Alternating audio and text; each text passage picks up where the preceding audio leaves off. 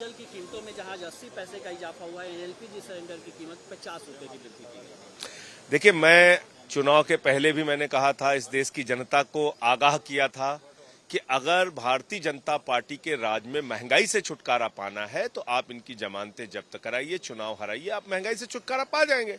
लेकिन लोगों ने जिता दिया, फिर महंगाई बढ़ा दी इन्होंने।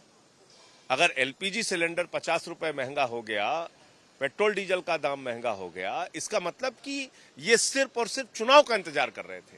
चुनाव का परिणाम इनके पक्ष में, महंगाई बढ़ गई। अभी राशन भी बंद हो जाएगा। तो ये बात इस देश के लोगों को समझना पड़ेगा। जैसे ही बाय इलेक्शन हारे थे हिमाचल में, तुरंत इन्होंने महंगाई कम कर दी। बीजेपी के सरकार में महंगाई से छुटकारा पाने का एकमात्र फॉर्मूला है, इनकी जमानतें जब्त कराइए, चुनाव में हराइए, महंगाई से मुक्ति मिल जाएगी। डीजल की कीमतों में जहां 80 पैसे का इजाफा हुआ है, एलपीजी सिलेंडर की कीमत 50 रुपए की वृद्धि की गई। देखिए, मैं चुनाव के पहले भी मैंने कहा था, इस देश की जनता को आगाह किया था कि अगर भारतीय जनता पार्टी के राज में महंगाई से छुटकारा पाना है तो आप इनकी जमानतें जब्त कराइए, चुनाव हराइए, आप महंगाई से छुटकारा पा जाएंगे। लेकिन लोगों ने जिता दिया, फिर महंगाई बढ़ा दी इन्होंने। अगर एलपीजी सिलेंडर 50 रुपए महंगा हो गया, पेट्रोल डीजल का दाम महंगा हो गया, इसका मतलब कि ये सिर्फ और सिर्फ चुनाव का इंतजार कर रहे थे। चुनाव का परिणाम इनके पक्ष में, महंगाई बढ़ गई।